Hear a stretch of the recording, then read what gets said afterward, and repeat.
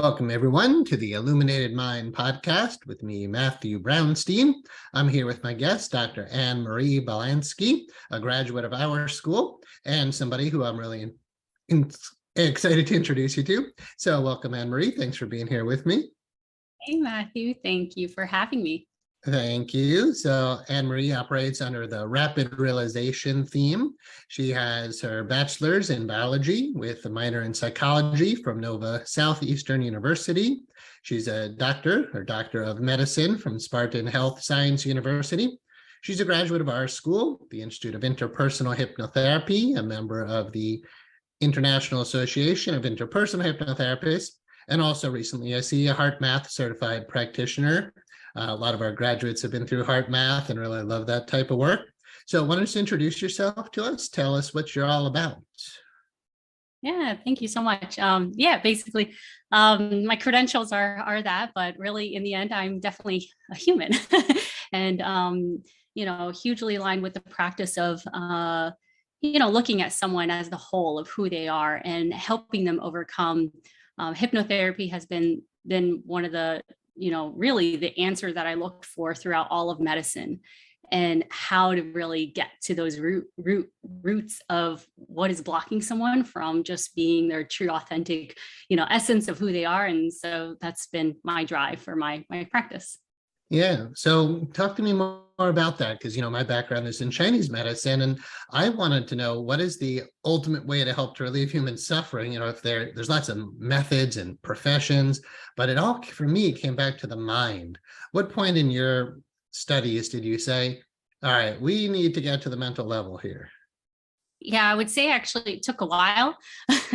And, from a very young age, I really did have this image of becoming a doctor, becoming a healer. And it all started quite young. As early as 11 years old, I was actually in foster care, and I moved around a lot and saw a lot of trauma. Obviously, my situation was not as so intense as some of the people that I saw. And I just always felt gravitated to really, create kind of the space to, help people not feel like they're alone. And I had limiting beliefs, though, against me, because I dropped out of high school. I basically became emancipated at 16, and I got my GED. And then, of course, I started to realize the power of my reality, power of just believing in myself, and saw that with hard work, I got pretty good grades. And I then went through my whole, okay, let's do med school, or let's try nursing at first. And then I just fell in love with understanding the body, just understanding, pathologies, and really what makes people, what is kind of the root. I always had that question, what is causing people to hurt and have pain? And so, I went through the traditional route, and right after med school, I became an executive leader for a large, at the point that I started, it was a startup company. We had only 10 beds, inpatient residential treatment facility, psychiatry and substance abuse. And I grew quite rapidly with the company. I oversaw 15 facilities by the time I left on the clinical side, and really got a deep dive into the business of medicine. I worked alongside a lot of clinicians, doctors, therapists, created protocols, policies, and procedures for how we help our clients and patients. And honestly, I got to a point of really just seeing this cycle of people coming back, our recidivism rate being very high, and just people really struggling with the same things and on a slew of medications, and just becoming very frustrated myself by the medical model, and wondering why are people really not healing? Why are people still stuck? And very focused on this disease and prescription model, which for me, just something felt off about it. So that kind of started me on my spiral of okay, what's going on here? And why do I feel stuck myself?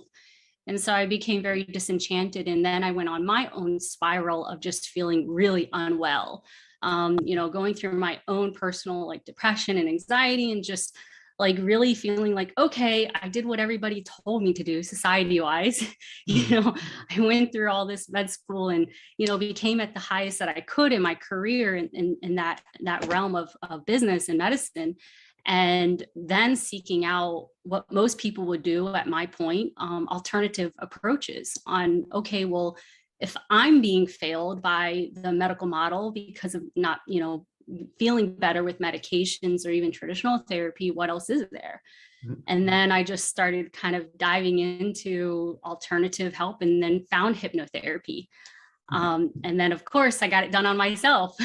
And that just blew my mind of, wow, like all the things that I didn't realize I didn't clear or heal, my beliefs of, feeling like I'm not worthy, not capable, feeling bad, and just all those things that were deep ingrained from even my childhood that I thought I healed and got over, but just did not. And after that, I just wanted to learn more. I was just like obsessed. And yeah, I remember meeting you, and you were even like, you got the bug. And I was just like obsessed with learning about everything about hypno. And that's when I found the school and did the training without any intentions to open my practice, but it was just the obvious direction for me. Yeah. Yeah. So it's amazing to hear about going through all of that training. It's not easy to become a medical doctor. You have your background in biology and psychology, and yet you still didn't find healing for yourself or for others. What's the big difference? I mean, obviously it's the mental level. You talked about like your own struggles with your own feelings, your own self-worth with your limiting beliefs. And I'm sure that's part of the story, the difference, but what's the big difference between like a diagnostic medication model and going just directly to the mind? I'm just curious more of your thoughts around that. Yeah, of course. Doctors don't know. We don't, I have this conversation all the time with my friends or other people. And like, there is just no clue because we know only what we know in regards to school and education. And, the educational system is very focused on the pathology and on the disease. And the one thing that really drove me quite nuts was the idiopathic. And for those that don't know, the audience, what idiopathic really means is, I used to joke and say it's the idiot's answer, because I'm like, come on, there has to be something deeper into this. And, idiopathic just means we don't know, like we don't know the cause. And it really lumps in all of the, IBS, a lot of neurological, fibromyalgia, a lot of those medical issues that, what doctors will do is usually prescribe because that's all they know to do. And I saw the common theme though, stress is very much tied to all of them. And I'm just like, how are we not like realizing that there's this energetic, emotional component tied to these diseases? And so, for me, it just was very, it was not really a question that we were trained to even taught, or even, even nutrition was something that wasn't even brought up, and that there was a dissociation of understanding, like even how what you put in your body is what it is a component as well. And so I just felt that, there are like a lot heavy of, pharmaceutical and just, I felt like it was just we just weren't introduced to it. And I think that's kind of the issue with most doctors, just not knowing, and heavily on disease and pharmaceutical. And it has its place, I do acknowledge that it does have its place and necessary, but I feel that we just got very lost in separating things, separating even the way that we look at anatomy, and not really seeing the bigger picture of this process, which is very interconnected.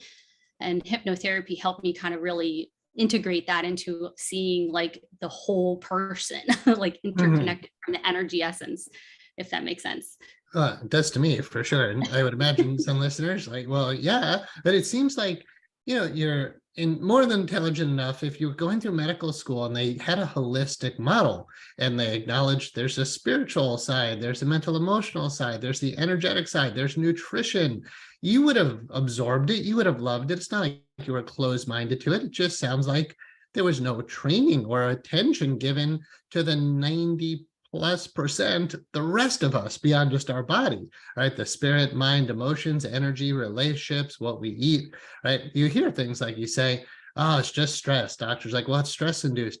But then you still go back to, like you said, all they know is prescribe, diagnose, and prescribe, rather than, well, what's this whole thing about stress all about?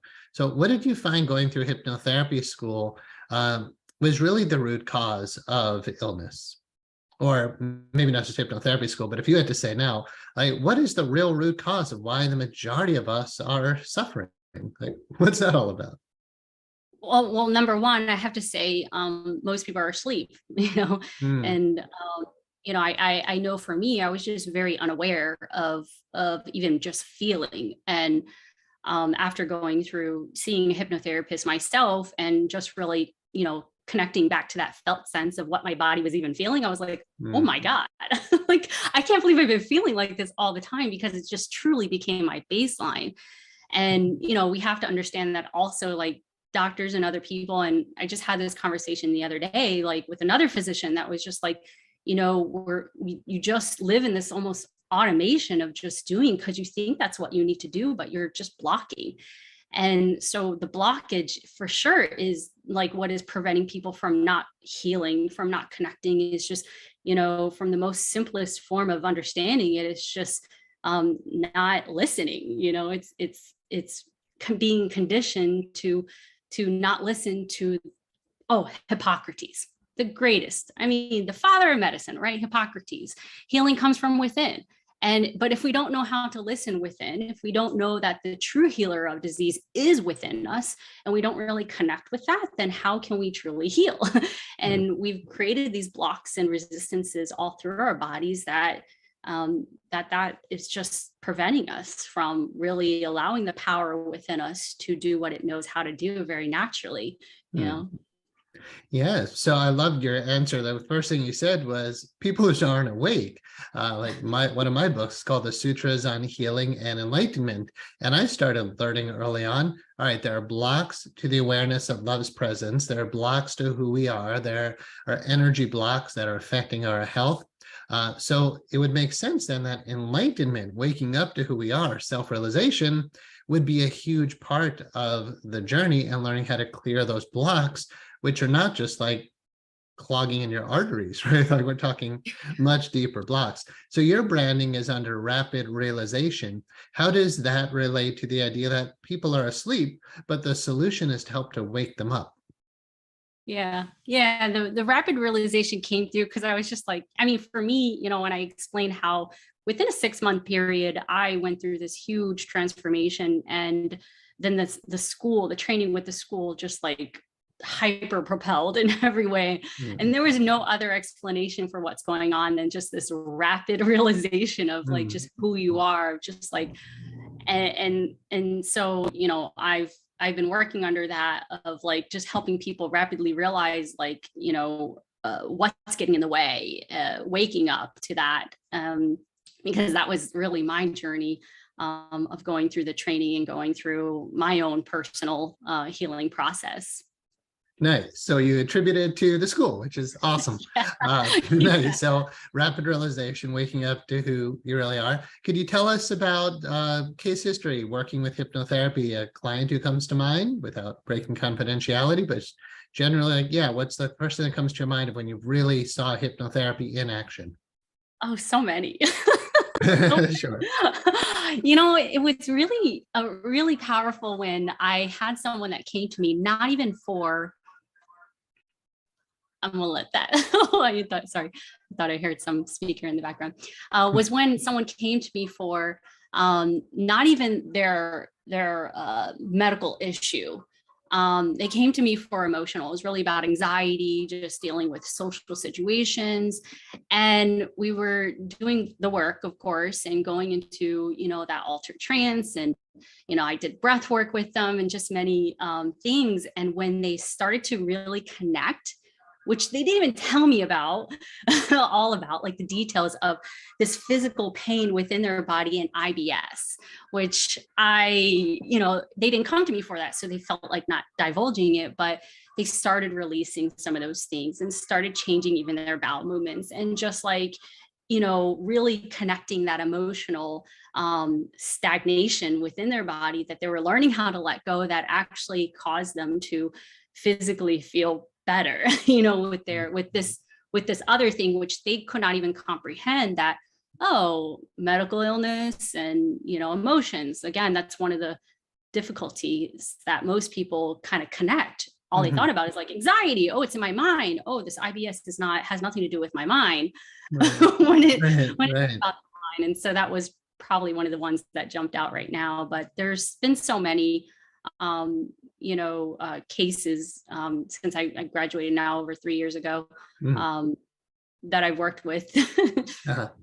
Yeah, no, I'm sure. So you notice that IBS, of course, has, irritable bowel. Like, of course, it has a mental, emotional component. But if you go to a doctor, usually we're only looking at the physical level.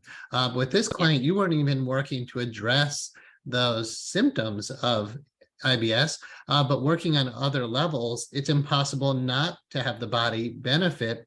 Like in A Course in Miracles, it says, peace is health. So if you are restoring clients' mental, emotional state to health, shouldn't their body naturally follow without even having to address the symptoms?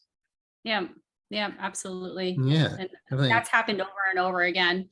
That, and the school very much well trained me for preparing for those things. So, because I did all the training all the way up to even transpersonal, and that I found so yummy to work with when, you work with those things that will blow your mind. Yeah.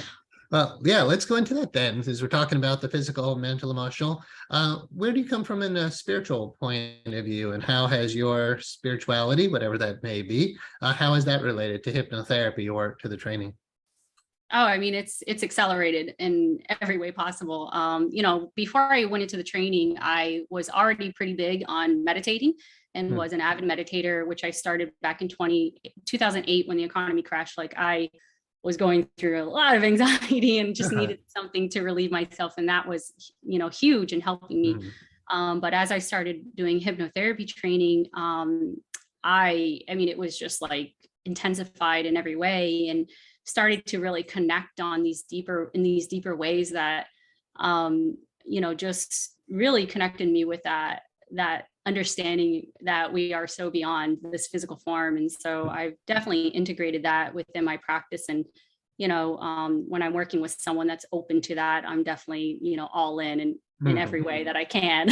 Yeah, for sure. So you were meditating, especially 2008, when you realized, man, I was really stressed, I should meditate. But then hypnotherapy training, especially through our school, help you to go even deeper, and to bring that into client sessions. A lot of our transpersonal work, we train in past life regression.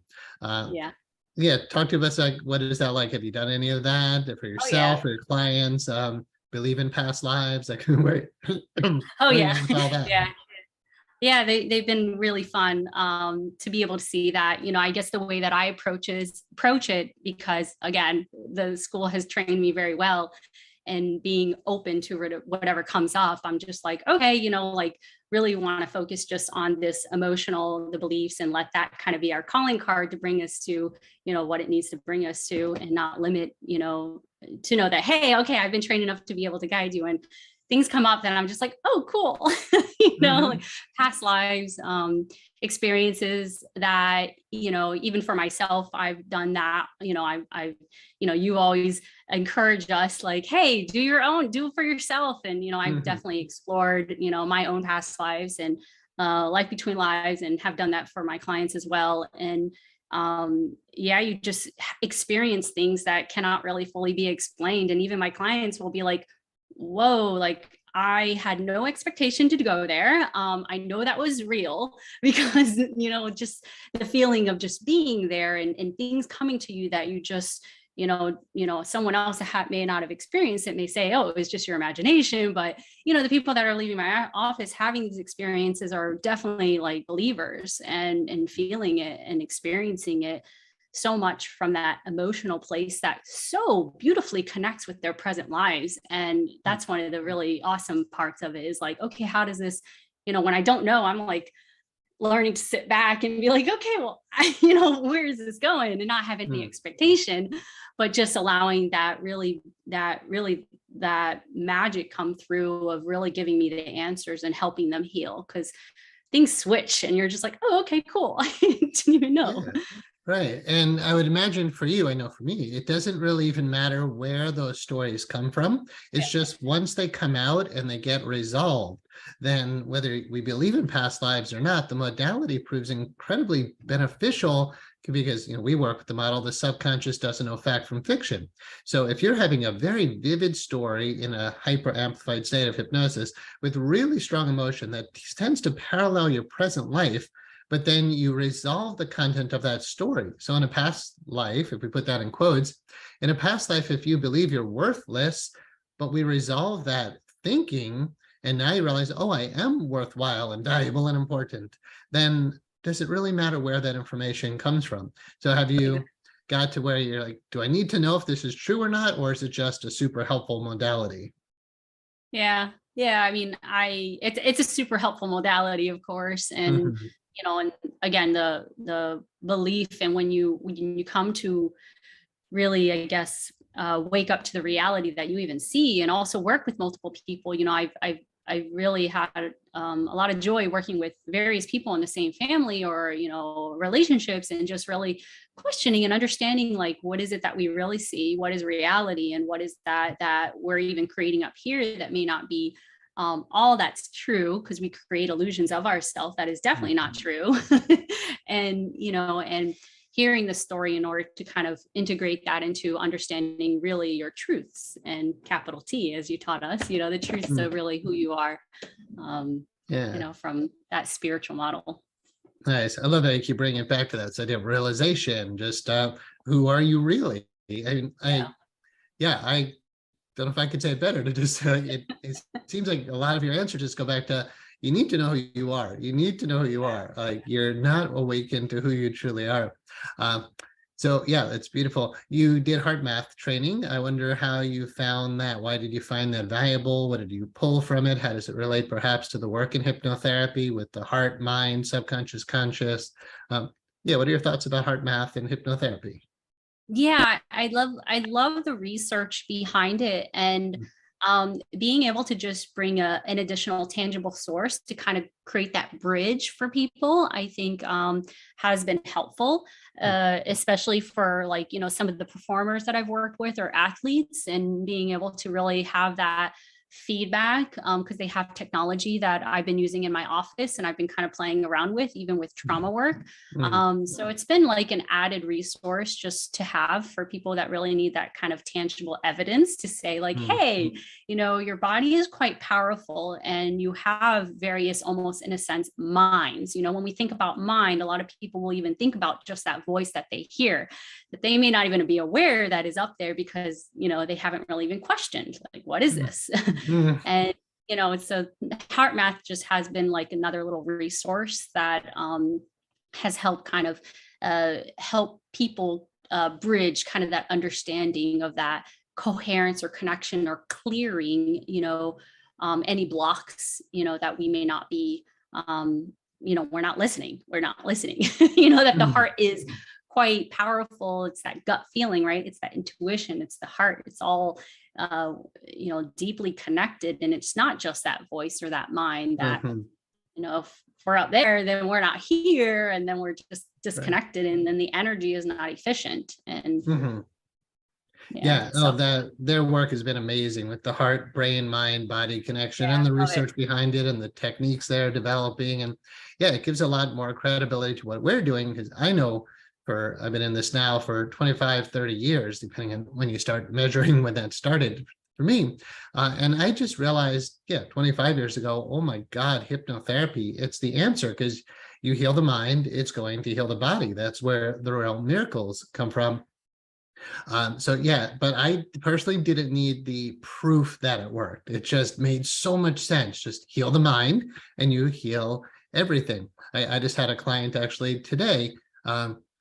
He was urinating every night, like 9, 10 times a night. And we did one session on that. And today he reported he woke up twice to go to the bathroom. This is a much older person, so that would be expected anyway. And he said, I don't know how that happened. I'm just so glad it did. Right. And, do you really need the research if you just know the stuff really works? So yeah, it sounds like that with your background in medicine, some research is going to be important, but at the same time, if we're getting Yeah. results, then, mhm. Yeah, I mean, Yeah. I think the type of people that I definitely attract to, just having some of those, for me, I'm a hardcore believer, but Mhm. it's just finding that language where people can kind of meet in the middle so that I can help carry them into that space of like further understanding. And sometimes some of those tangible like things that like HeartMath has really, created these reports and their biofeedback systems. The coherence monitoring has, been just another resource to kind of help bridge that language so that people can understand like there's something beyond, we feel like, oh, I need to see it to believe it, but Right. there really is so much energy within you, around you, all around us that we don't see. And it's just a hard concept to grasp on. But yeah, I just think it's definitely another thing to help people kind of carry them into that space. Yeah, like if you're seeing it, you're believing it. Like if it's a cell phone, you can tap. But isn't that called like, was it material superstition or something? That we become like superstitious to materialism, that if it's physical, it must be real. But forgetting, wait, your own thoughts, you can tap, right? Your own consciousness, you can't knock on. Your own emotions, you can't show me. But you exist and you have a mind and all that's there.